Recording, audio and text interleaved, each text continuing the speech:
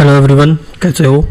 I hope you are all good और अपनी पढ़ाई में ध्यान लगा के कर रहे होगे, कंसंट्रेशन के साथ पढ़ रहे होगे। तो जैसे कि हमने कल अपना जो है मैंने कल बना दी थी वीडियो, आज सुबह जो हमने क्लास डाली थी अकबर की मुग़ल साम्राज्य के ऊपर की एनटीपीसी के लिए, वो हमने थ्योरी कंप्लीट कर ली है। अब बारी है उसके जो भी संभावित प्रश्न कह लो या फिर प्रीवियस ईयर क्वेश्चन कह लो उसको करने की, क्योंकि क्वेश्चन तो तुम्हारे रिपीट ही होते हैं मोस्ट ऑफ द टाइम। तो उन्हीं क्वेश्चनों को करेंगे ताकि तुम्हारे प्रीवियस ईयर की पकड़ बनी रहेगी। तो बाकी क्वेश्चन तो तुम कर ही ले जाओगे, क्योंकि एलिमिनेशन मेथड में तो तुम्हें रहेगा, ऑप्शन से तुम पहचान जाओगे ना आराम से। ठीक है, तो शुरू करते हैं आज की क्लास को। पहला क्वेश्चन, हाँ, इसमें मैंने देखो जो आज की क्लास हमने जो मॉर्निंग में कराई थी उससे देखो डायरेक्ट क्वेश्चन कैसे आ रहे हैं प्रीवियस ईयर में, उसका भी मैंने लगाया है। मार्केटिंग तो करनी पड़ेगी भाई, बिना मार्केटिंग तो कुछ नहीं होता, तो अपना भी तो मार्केटिंग करनी पड़ेगी। तो मैं वो भी लगा रखे हैं कि देखो जो क्लास में पढ़ाया है बिल्कुल सेम टू सेम वही प्रीवियस ईयर क्वेश्चन के रिलेटेड ही है, और प्रीवियस ईयर क्वेश्चन में वो पूछा गया है। तो तुम 100% जो है रिलाई कर सकते हो मेरे कंटेंट के ऊपर। ठीक, पहला क्वेश्चन आ जाता है, the Din-i Ilahi religion of god voice synergetic religion propounded by. जो दिन्ने इलाही था रिलीजन, दिन्ने इलाही, ये दिन्ने इलाही जो रिलीजन था इसको किसने जो है स्टार्ट किया था? तो दिन्ने इलाही को किसने स्टार्ट किया था? ये किया था अकबर ने स्टार्ट। किसने किया था? अकबर ने। देखो कब आया तुम्हारे ग्रुप डी में आया है 2 बार, एएलपी में आया और एनटीपीसी में भी आया हुआ है, 4 बार ये क्वेश्चन आया हुआ है, रिपीट है, इंपॉर्टेंट क्वेश्चन है। दिन्ने इलाही किसने स्टार्ट किया था? ये किया था अकबर ने। इसका फर्स्ट फॉलोवर कौन था? वो था बीरबल। बीरबल का सही नाम क्या था? महेशदास, जो कि एक ब्राह्मण फैमिली का था। अब देखो कल की क्लास में सेम मैंने करा रखा है, नया धर्म बनाया था इसने, देख रहे हो? कल की क्लास में मैंने कराया हुआ है, नया धर्म था जिसका नाम था दिन्ने इलाही। बीरबल जो था वो पहला आदमी था जिसने इसको एक्सेप्ट किया था, और जिसका नाम क्या था? महेशदास, उसका रियल नेम था। ठीक, अगला क्वेश्चन आ जाता है, बाय होम दिन्ने इलाही प्रमोटेड।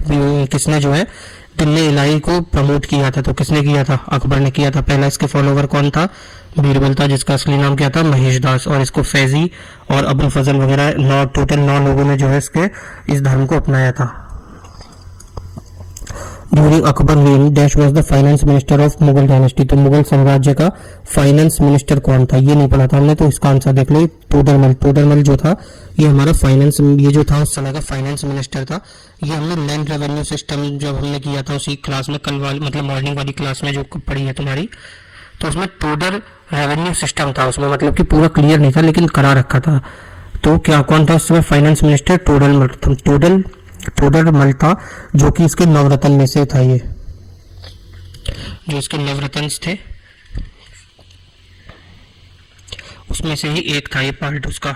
अगला क्वेश्चन आता है, सेकंड बैटल ऑफ पानीपत जो होता है इसमें बैरम खान जो है किसे हराता है?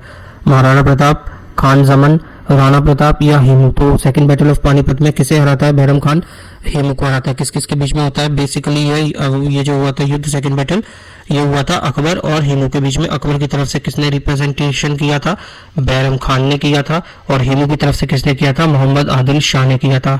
और हेमू जो था लास्ट हिंदू शासक था, और हेमू जो है 14वां ऐसा शासक था जिसने विक्रमादित्य की उपाधि ग्रहण करी थी। ये भी देखो कल की क्लास में, आज मॉर्निंग वाली क्लास में हमने करा था, और सेम टू सेम क्वेश्चन उठ के आ गया है। In which year second battle of Panipat कब हुआ था? ये देखो 1556 की बात है जब सेकंड बैटल ऑफ पानीपत होता है।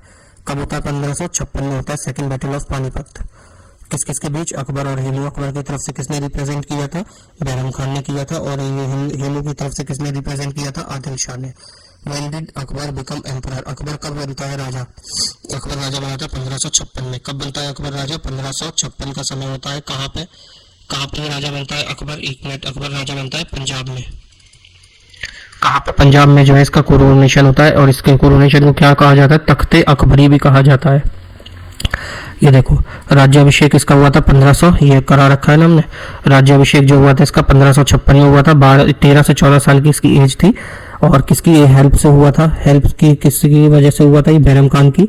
और 1560 में बैरम खान से एक युद्ध होता है अकबर का, वहाँ ही बैरम खान हार जाता है। तो ये अकबर जो है बैरम खान को कहता है जाओ हज यात्रा पे जाओ, और जब हज यात्रा पे निकलता है तो उसे मुबारक खान वहाँ पे उसको मार डालता है।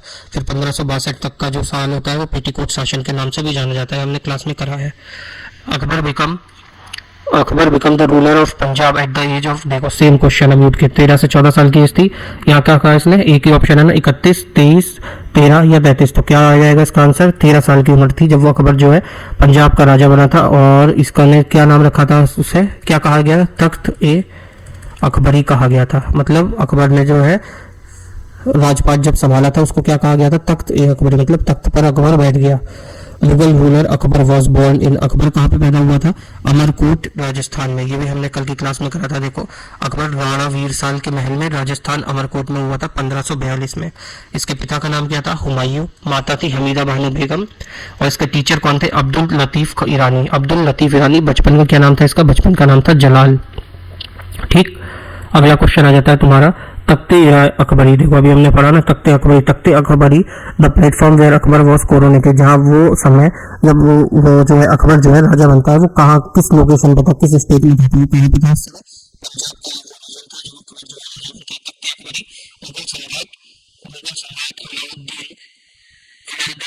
अकबर का जो है राज्याभिषेक मंच पंजाब के कलानौर शहर में था।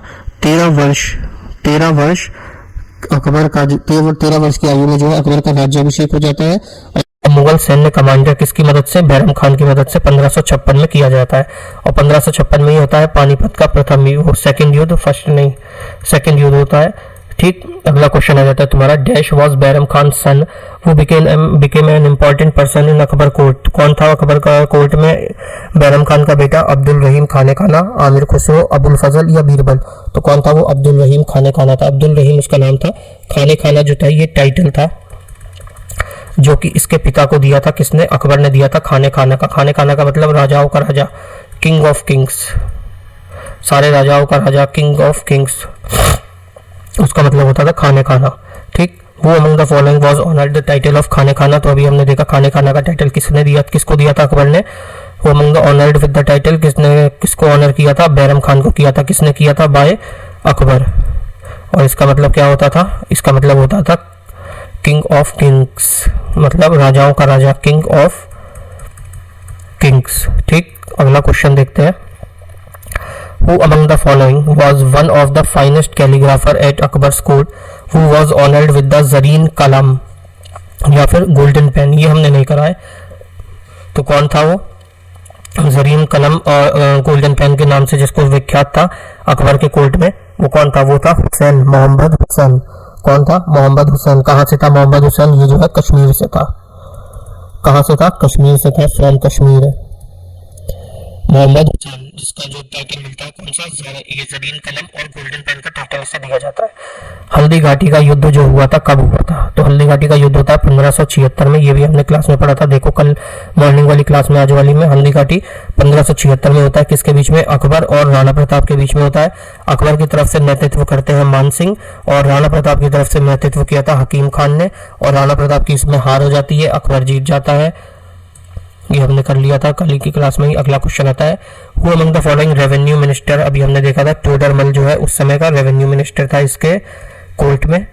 What was Akbar's idea of Sulah कुल, अकबर का जो आइडिया था सुल्ह कुल का, इसका क्या मतलब था, इंटॉलरेंस टुवर्ड इन्वेडर्स, मतलब जो घुसपैठिए थे उनके विरुद्ध, या यूनिवर्सल पीस, शांति, जेंडर जस्टिस या रिलीजियस इक्वालिटी, धर्म निरपेक्षता, या फिर ये जो था जेंडर जस्टिस था। तो इसका सही आंसर क्या हो जाएगा, सुलह कुल जो था ये जो था यूनिवर्सल पीस के लिए था। किसके लिए था, यूनिवर्सल पीस के लिए था सुलह कुल। जिसको फाउंड किसने किया था, इसको फाउंड किया था सूफी संत हुए थे, एक सूफी संत थे। कौन थे, सूफी संत थे ख्वाजा मोइनुद्दीन, नाम तो तुमने सुना ही होगा ये कहीं ना कहीं अगर हिस्ट्री पढ़ी है तो। मोइनुद्दीन चिश्ती थे जिन्होंने जो है इसको यूनिवर्सल पीस मतलब कि सुलह कुल को जो है फाउंड किया था। Which Mughal empire was made Fatehpur Sikri अपनी कैपिटल बनाई थी, किसने, अकबर ने बनाई थी। कब बनाई थी, 1571 से लेकर 85 तक जो है अकबर ने इसको अपनी कैपिटल बनाया था। कब, 1571 से लेकर 85 तक। पहले इसकी कैपिटल क्या थी, आगरा। आगरा से इसने जब गुजरात अभियान किया था तो अपनी कैपिटल उसकी खुशी में जो है फतेहपुर सीकरी बनाई थी। फिर यहाँ पानी वगैरह की कमी पड़ी गई थी तो ये पहुंच जाता है लाहौर 1585 में। फिर लाहौर से वापस जो है सर्किल घुमा के वापस ये आता है आगरा में, अपनी कैपिटल को स्थानांतरित कर देता है।